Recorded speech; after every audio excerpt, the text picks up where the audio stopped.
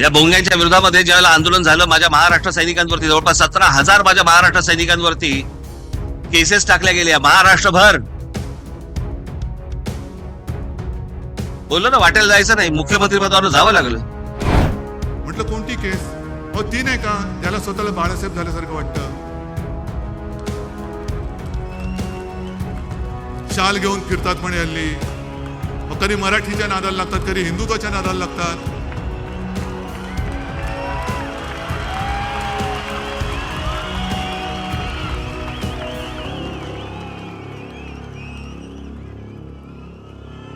म्हटलं अरे त्यातला मुन्नाबाई जो आहे ना तो लोकांचं भलं तरी करत होता, हा कुठला मुन्नाबाई काढलास तू?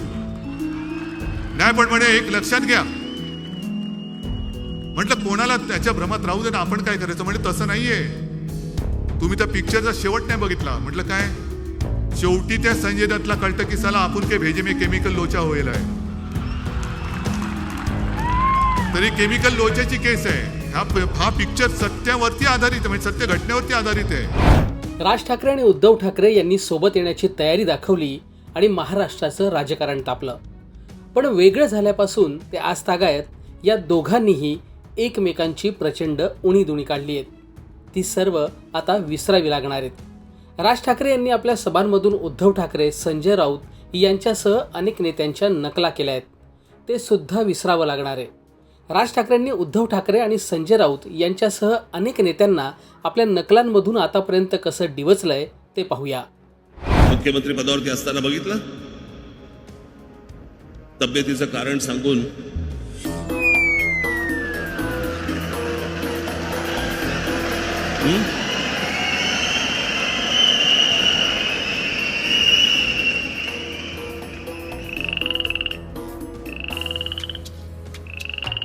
एकनाथ शिंदेने रात्रीच्या रात्री जी काय फिरवली कांडी,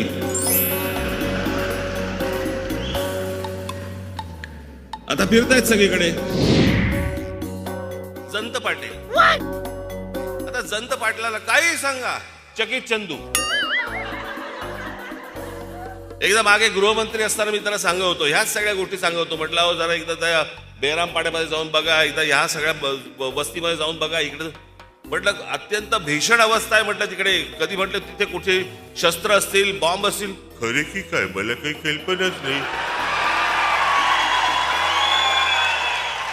सतत चेहरा चकित चंदू. आश्चर्य झालेलं असतं, सारखं आश्चर्य.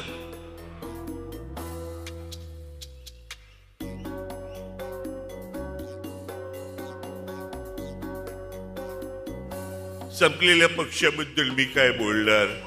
संपलेला पक्ष, अरे येऊन बघा, हा काय संपलेला पक्ष आहे का?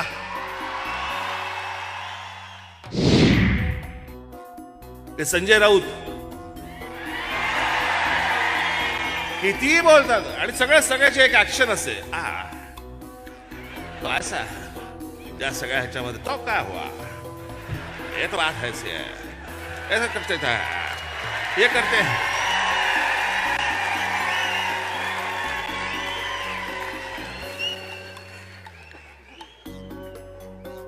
चॅनल लागलं की हे सुरू, कॅमेरा हटला, हा बाकी काय चाललंय, सगळं व्यवस्थित, एकदम व्यवस्थित वगैरे. मग हे कुठून आलं ऍक्शन? फक्त महापुरुषांची बदनामी करणं. त्या दिवशी ते मैसूर सँडल सोप आला होता ना महाराष्ट्रात, राहुल गांधी.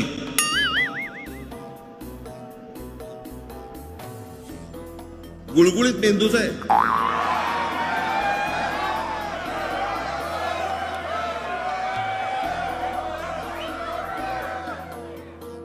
हल्ली राहुल गांधी बोलतो का त्याच्या मागून आरडी बरोबर बोलतो तेच कळत नाही.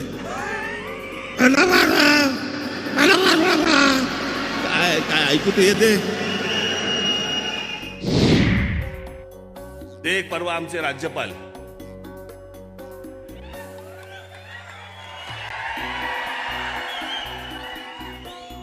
काही समज बिमज काय आहे का?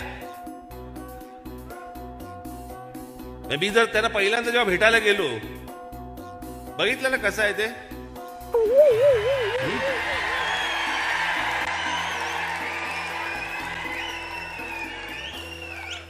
मी पहिल्यांदा जेव्हा त्यांना भेटायला गेलो, मला असं वाटलं शेक हँड केल्यावरती माझा हात बघायला लागतील. आपका मंगल तो यहाँ पे है और बुध का एक यहाँ पे है.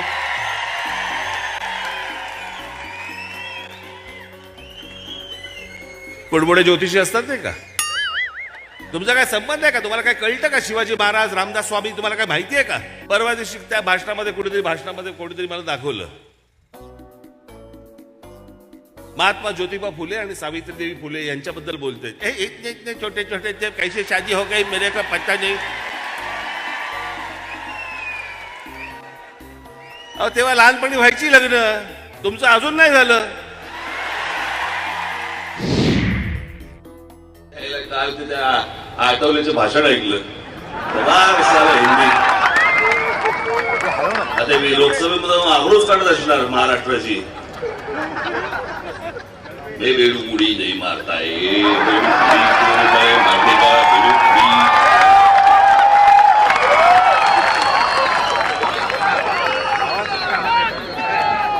करेगा मेरी जो नकल होगा उसका टक्कल.